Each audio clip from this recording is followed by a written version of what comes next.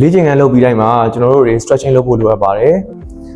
အရင်ဦးဆုံးကျွန်တော်တို့လက်ကိုမလိုက်မယ်မပြီးရင်ဒီလက်မလေးနဲ့ဖြည်းချင်းဒီဘေးကိုဆွဲကပ်လိုက်မယ်ပြီးရင်ကျွန်တော်ခေါင်းကဒီဘက်ကိုဆက်ညင်ဘက်ကိုလှည့်လာမယ်ဒါမျိုး15စက္ကန့်ဖြီးထားပေးပါအသက်ကိုပုံမှန်ရှူပါဒါပြီးရင်ဒီဘက်တစ်ဖက်ဒါမျိုးကိုခုနလိုပဲ15စက္ကန့်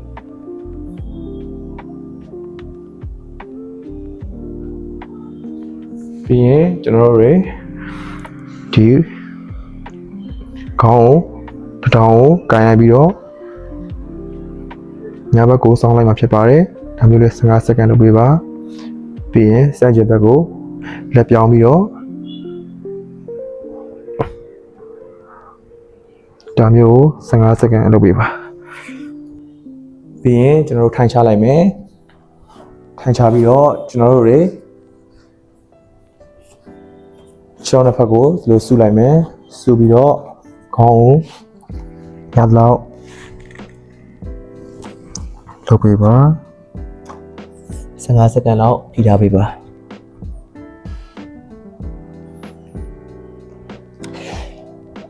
ဒါပြီးရင်ကျွန်တော်တို့တွေနောက်တစ်မျိုးခြေထောက်ကိုဖြီးလိုက်ပါတစ်ဖက်ကို15စက္ကန့်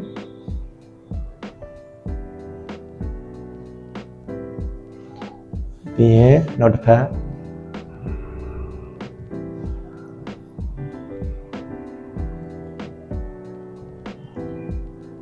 ပြီးရင်ကျွန်တော်တို့တွေတစ်ဖက်ကိုဒူးကိုဒီဘက်ထားလိုက်မယ်ပြီးရင်ကျွန်တော်တို့တွေဒီလိုဒူးထားတဲ့စန့်ကျင်မျက်နှာလဲပြီးတော့ဒူးကိုဖိထားပါဒါမျိုးလဲ15စက္ကန့်လုပ်ပေးပါ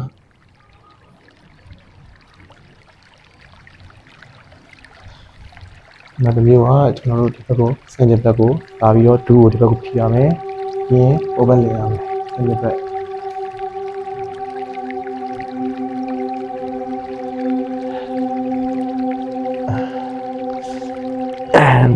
နောက်တစ်မျိုးကကျွန်တော်တို့တွေဒူးကိုဒီလိုမျိုးထားပြီးတော့ဖြည်းချင်းနောက်ကိုလမ်းချလိုက်မယ်ဖြည်းချင်းနောက်လမ်းချမယ်နော်ဒါမျိုးလဲ15စက္ကန့်လုပ်ပေးပါပြီးရင်ကျွန်တော်တို့တွေခါကိုကျွန်တော်တို့တွေဒီလိုဒါမျိုး15စက္ကန့်လုပ်ပေးပါ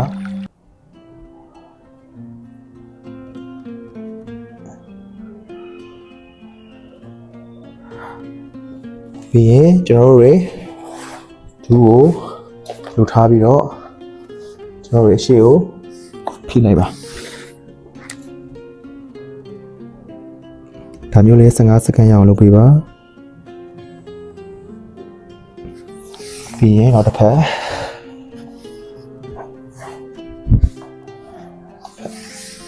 ကျွန်တော်ဒါဒီပေါင်ဒီဘက်တွေရအောင်တင်းနေတဲ့နေရာတွေကျွန်တော်ဖြေလျှော့ပေးတာဖြစ်ပါတယ်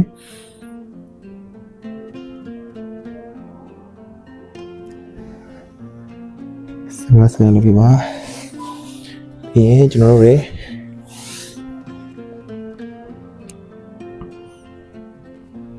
ဒါမျိုးလုပ်ပေးပါ15စက္ကန့်လုပ်ပေးပါ